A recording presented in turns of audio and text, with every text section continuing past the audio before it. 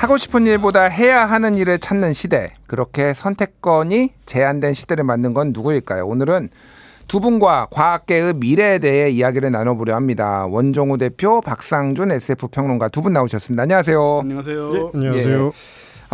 좀 이 언론이 부정 편향이 있어요. 그래서 항상 우울한 소식, 그러니까 안 좋은 거를 좀 더 주목해가지고 보도하는 거는 있는데, 오늘 이 아이템을 보면서 저는 굉장히 뭔가 이 체한 것 같은 느낌이 사실 좀 들었어요. 그럼 막막하다, 이거 어떡하나. 이게 뭐 쉽게 얘기를 하면은 한국 과학계의 미래가 지금 어떻게 되고 있는 현주소와 앞으로의 전망인데, 일단 실제 사례부터 좀 얘기를 해봐야 될 것 같습니다. 카이스트를 지금 학생들이 떠나고 있다, 이건데. 네.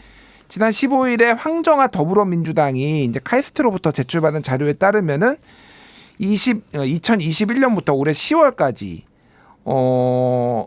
182명이 의대 진학을 이유로 자퇴를 했다, 이런 자료가 있더라고요. 그래서 전체 자퇴생 중에 의대 진학 비율이 76.8%니까 대충 4명 중에 3명은 내 자퇴하는 이유는 나 의대 가겠다. 의학도 과학의 큰 영역이기는 하지만 어쨌든 의대 가겠다, 이렇게 한 거거든요. 이건 좀 어떻게 보셨습니까? 사실 좀 충격적인 상황이죠. 구체적으로 지금 숫자가 나왔으니까 뭐 황정아 의원 본인이 카이스트 출신이기도 한데, 예. 그래서 보니까 좀 내용을 좀 찾아보니까 학부에서도 3학년 이상 고학년들이 26명이나 의대랑 치대 진학을 위해서 자퇴를 했고요. 예, 그러니까 몇 년 공부를 해봤는데 더 과학을 안 하고 난 그렇죠. 늦었지만은 너 의대 가겠다, 이런 거잖아요. 이제라도 그러니까. 다시 하겠다, 뭐 이런 생각인 거죠. 그리고 자퇴 시점이 이게 지금 10월까지 올해 10월까지 연구 저거잖아요. 예. 그래서 자퇴 시점이 사실은 주로 수능 이후인 2학기에 집중이 돼 있어서 아직 지금부터 더 자퇴생이 많이 나올 거다라는 그런 분석이 있더라고요. 예. 이제 11월이 되고 이런 과정에서 그래서 올해는 이제 의대 증원하고 맞물려서 더 많은 자퇴생이 발생할 것으로 예상이 되는 상황이고. 예. 그리고 공식적으로 자퇴 사유를 밝히지 않은 사람도 꽤 있을 것이다라는 생각을 하면 이거보다 더 많을 가능성이 있다라고까지 보고 있고 관련자들이. 그래서 이런 걸 보고 있으면은 진짜로 그 과학계 특히 이제 작년에 뭐 그 R&D 예산 줄어들고 이런 여러 가지 분위기 속에서 그 학생들이 자기 장래를 과학에 투신이란 말도 그렇지만은 투자하기에는 좀 불안하다는 느낌을 많이 갖는 게 아닌가, 그런 인상을 많이 받게 됩니다. 그렇군요. 이제 뭐 이게 원래도 사실은 이런 트렌드가 있었다는 건 부인할 수가 없죠. 이제 R&D 예산 삭감이 뭐 영향을 줬겠지만 직접적으로 그런 건 아니고, 왜냐하면은 약간 여기 이제 다 학력고사 세대시잖아요. 저도 이제 학력고사를 봤거든요.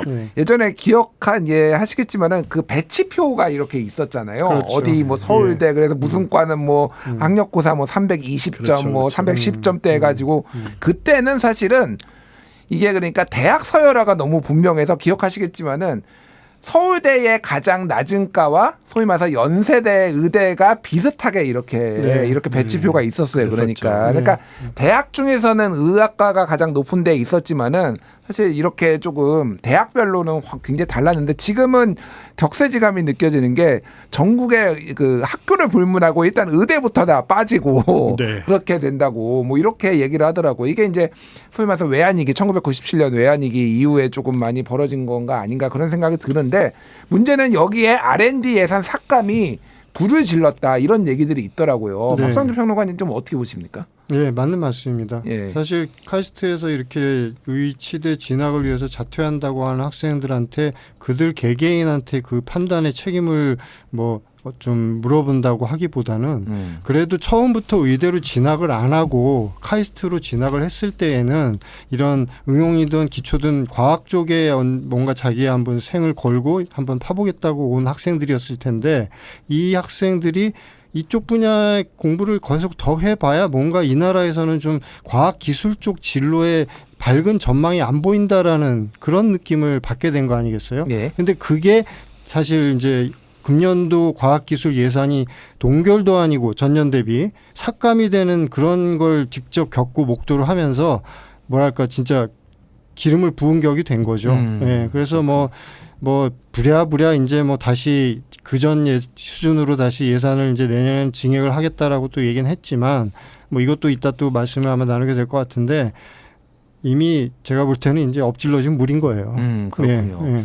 그러니까 지금 말씀하셨다시피 정부에서는 이제 내년도 예산이죠. 내년도 과학 R&D 예산 같은 경우에는 2023년 수준으로 원상 회복을 하겠다. 그래서 과학계를 홀대한 게 아니다. 이게 워낙 이제 파장이 커졌으니까 한 16% 정도 이제 삭감을 했다가 다시 이제 하는 건데 사실은 매년 인상분 증가분을 따지면은 그것도 늘어난 건 아니죠. 2023년 기준으로 다시 회복을 하는 거니까. 그렇죠. 사실 삭감이나 마찬가지긴 하지만 어쨌든 정부도 화들짝 놀란 것 같은데 이렇게 사실은 예산이 줄었다가 다시 회복이 되는 것과 이게 꾸준하게 비슷하게 가는 거가 어떤 좀 과학기술계 사람들한테는 어떤 차이점이 있는지가 좀 궁금해요. 그러니까 일단 뭐 데미지는 온 거고요. 예. 그게 이제 물론 계속 삭감되거나 뭐 낮은 상태에 있는 것보다는 낫지만 지금 다들 이제 피해를 본 부분은 일단은 연구 자체가 중단되는 경우들이 이미 생겼고요. 이미 생겼습니까? 네. 생겼고 또 예산이 부족하니까 사업을 중단하라는 요구를 받아서 몇 년을 지속하던 것들을 그냥 무산시켜버린 그런 경우는 그 전에 투입된 예산도 다 그냥 무용화된 거죠. 그리고 실제로 해고된 연구 인력들이나 이런 경우들이 생겼고 그러니까 그 사람들은 자기들이 연구하던 것들을 이제 포기를 해버린 거죠 이미. 예. 그러니까 이분들이 다시 뭐 학교로 돌아와서 하던 것을 계속 한다던가 이런 여건이 그 예산이 다시 확충된다고 해서 만들어지는 건 아니라는 거죠. 이제 그런 상황들이 지금 이미 좀 엎질러진 물이라는 부분이 분명히 존재한다고 할 수 있습니다. 그렇군요. 그래서 예. 평론가님. 예전에는 이제 갓 학위를 딴 젊고 굉장히 의욕에 찬 젊은 그 연구자들이 늘 연구 현장에서 이제 그 우리가 이제 포스트닥 그러죠. 박사 후과정 연구원으로 계속 채용이 되면서 예. 어떻게 보면 연구 인력의 그 꾸준한 수급과 뭐 선순환이라고까지 얘기할 수 있는 그런 어떤 인력의 충원 시스템이 계속 작동이 되던 게 올해 들어서 이게 갑자기 단절이 되다시피 해버린 거거든요. 그래서 주변에 보면 젊은 분들도 그렇고 연배가 좀 있는 아주 실력이 있는 과학자 또는 기술자 분들 중에서도 올해 우리나라를 떠난 분들이 꽤 있더라고요. 그래요? 예. 그래서 특히 중국 같은 데서는 예.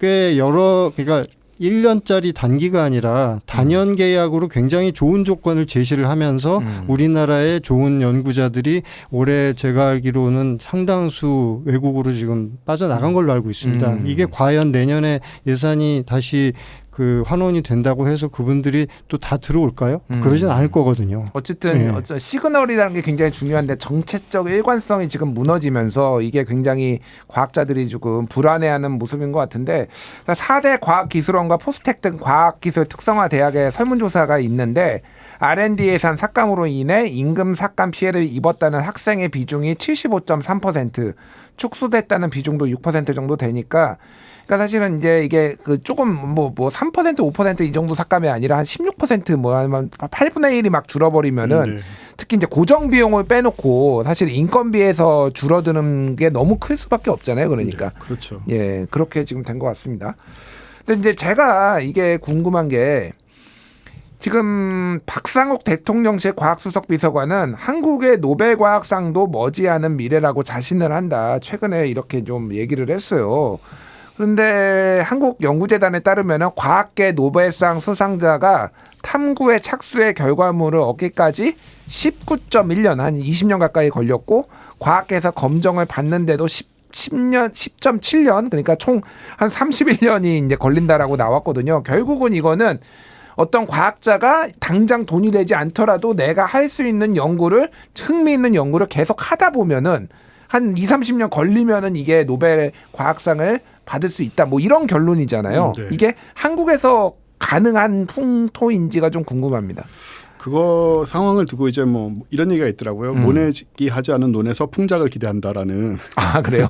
그런 예. 말을 하는 분이 계시던데 좀 뭐랄까 그런 낙관론도 뭐 필요하겠지만 사실 지금 우리나라 같은 경우에는 가뜩이나 R&D 예산 문제가 지금 많은 사람들을 과학계를 사실 많이 다치게 했거든요. 예.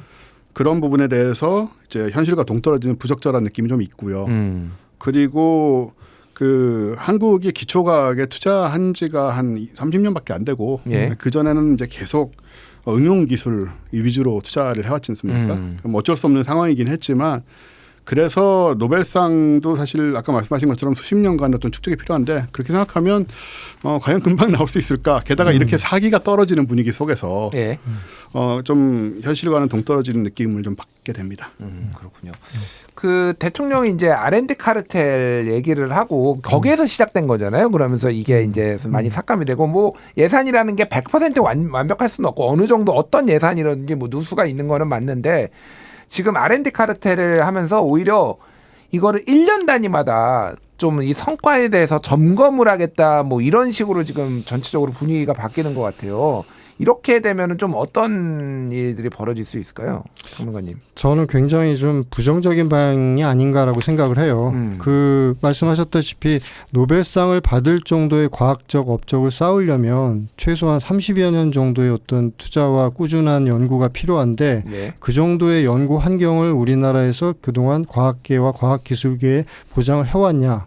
위태위태하게나마 해왔다면 그래도 이제는 좀 수확을 기대해 볼 만한 타이밍이 될 수도 있을 텐데 이렇게 예산이 갑자기 삭감되면서 과학기술 판을 완전히 뒤흔들어 버리고 예. 예. 아까 학력고사 세대다 우리 그 얘기 했었지만 예. 1980년대 제 기억에 80년대 초중반 후반 뭐 그때까지도 전국 수석 그러면 한동안 다들 서울대학교 물리학과를 갔잖아요. 그렇죠. 서울대학교 물리학과 네. 예전에 제가 하태경 의원이 서울대학교 물리학과 그렇죠. 나왔는데 예. 그분 주장으로는 네.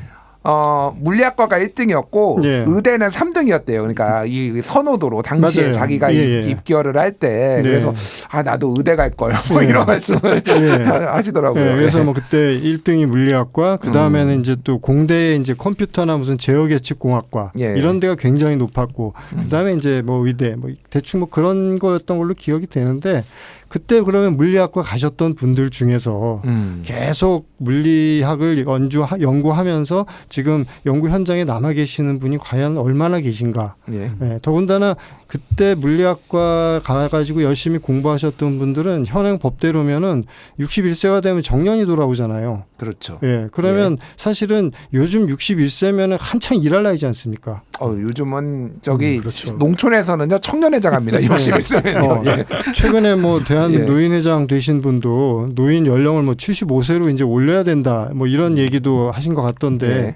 과연 그런 것들에 대한 어떤 제도적 법적 보완이나 어떤 개편 조치까지 따라주지 않으면 이제는 한창 연구해가지고 뭔가 결실을 볼 만한 타이밍에 정년 퇴직을 해야 되는 네. 그런 상황도 이제 나올 수도 있는 거고요. 그래서 뭔가 여러 가지가 전부 총체적이고 아까 질문해 주셨던 그 1년 단위로 무슨 점검을 하고 성과를 보겠다는 얘기는 과학기술계에서 예년부터 계속 나오던 얘기가 예. 단기 성과에 너무 연연해서 평가를 하는 것이 잘못됐다라는 얘기를 과학기술 현장에서는 항상 하는 얘기라고 저는 알고 있거든요. 예. 그리고 실패가 없이 어떻게 성공만 할 수가 있습니까? 예. 그러니까 실패할 어떤 기회, 그러니까 그 심지어 미국의 어떤 기업인가 아니면은 그 학교인가에서는 실패라는 말 자체를 아예 워딩을 안 쓴다는 말도 전 들었어요. 아, 그래요? 실패가 아니라 결과가 그냥 어떻게 나왔다. 그래서 이 결과에 대한 보고와 분석을 통해서 다음에는 이거보다 더 나은 어떤 이제 결과를 또 추구하고 이런 시스템이 어느 정도 좀 보장이 된다는 거죠. 예. 그런데 이런 게 지금 말씀하신 그런 식의 새로운 평가 시스템은 오히려 역행하는 거 아닌가 해서 좀 우려가 돼요. 알겠습니다. 시간이 거의 다 됐는데 일단은 두 분께서 우리의 이제 한국 과학계가 어떻게 나아가야 되는지에 대해서 좀 정리를 좀 해주시죠. 일단 뭐 과학계의 관점에서 보자면 이 소위 우리가 뭐 미래 경쟁력 심지어 미래 먹거리 얘기도 많이 하는데 그것도 중요한데 그것조차도 당장 쓰이는 산업기술보다는 기초과학의 성과로 좌우될 것이거든요. 지금까지도 그래왔고 그럼에도 불구하고 이런 명제 자체는 다 알고 있는데 그럼에도 불구하고 이것이 현장에서 제대로 추진되지 않고 시행되지 않고 있는 상황이 계속 반복되고 있기 때문에 이런 부분들 장기적 관점으로 진짜 선진형으로 바꿔야 된다라는 거 강조 이제 드릴 수밖에 없고 미래 위기 뭐 이런 부분들도 결국은 기초과학의 성과가 축적돼야 해결될 수 있는 부분이라서 뭐 그런 쪽에서는 과학계에서는 확실히 그 기초과학 부분을 등한시하지 말자. 근데 요즘 뭐 물리학과도 없어지고 뭐 이런 상황들이 있다 보니까 우려가 많이 돼서 참 그렇습니다. 그렇군요. 뭐 과학 얘기를 하고 있지만은 예를 들면 인문사회 쪽도 지금 폐과되는 게 굉장히 많다. 그렇죠. 뭐 대구대 사회학과가 지금 드디어 신입생이 없어서 이제 뭐 폐과된다 이런 뉴스도 어제 나오고 그랬는데